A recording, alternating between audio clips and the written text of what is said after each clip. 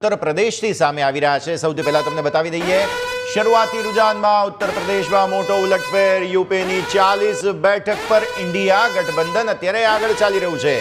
ઉત્તર પ્રદેશની 40 બેઠક પરમાંથી 33 બેઠકો પર સમાજવાદી પાર્ટી અને 7 બેઠક પર કોંગ્રેસ આગળ ચાલી રહ્યું છે। ઉત્તર પ્રદેશના અયોધ્યામાં એસપીના ઉમેદવાર અત્યારે આગળ ચાલી રહ્યા છે। આ એ અયોધ્યા કે જ્યાં હજુ હમણાં રામ મંદિર બન્યું। बीजेपी 27 बैठक पर अत्यारे आगळ छे। आपने जणावीशुं आ शरूआती रुझान छे। स्मृति ईरानी अमेठी थी अत्यारे पाछळ चाली रह्या छे। शरूआती वलण प्रमाणे परिस्थिति उत्तर प्रदेशमां मोटो उलटफेर थई शके छे। आवी स्थितिमां अत्यारे परिवर्तनना चांस शरूआती वलणने जोता जोवा मळी रह्या छे।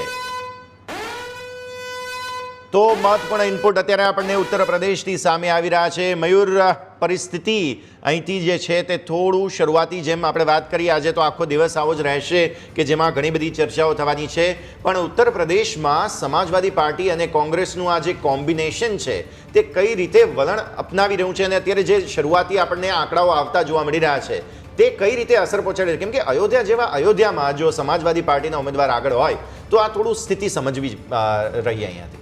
जी बिल्कुल यस, उत्तर प्रदेश देशનું સૌથી મોટું રાજ્ય અને દેશની રાજનીતિની અંદર પ્રધાનમંત્રીની ખુરશીનો રસ્તો આ જ રાજ્યથી જાય છે એવી સામાન્ય માન્યતા છે, અને કારણ કે સૌથી વધુ લોકસભાની બેઠકો છે।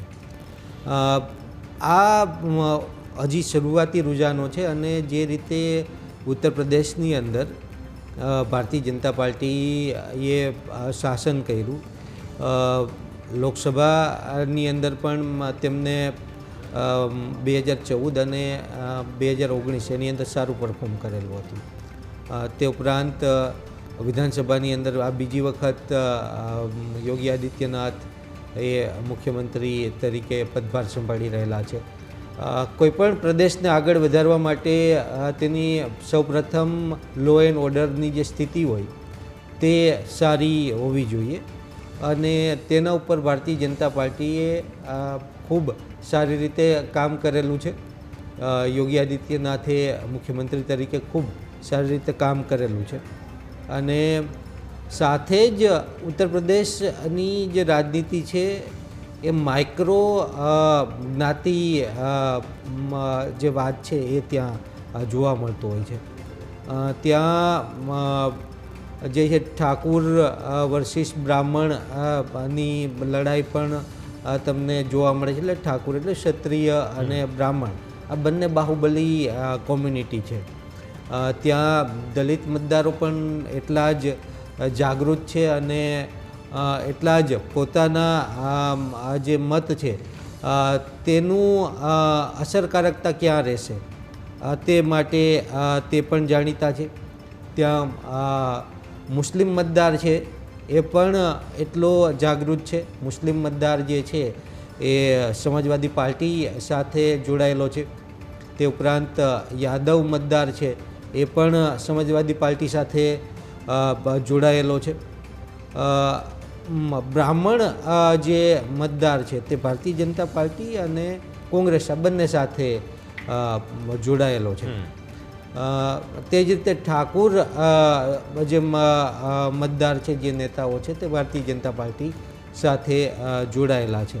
એટલે હવે સોશિયલ એન્જિનિયરિંગ ગ્રાઉન્ડ ઉપર જે થયેલું છે તેની અસર આ શરૂઆતી રૂઝાનોની અંદર એ જોવા મળી રહેલી છે, પરંતુ હજુ પણ આ શરૂઆતી રૂઝાન છે, હજુ પણ આની અંદર જેમ જેમ રાઉન્ડ જશે એમ એમ ઉલટફેર એ થશે।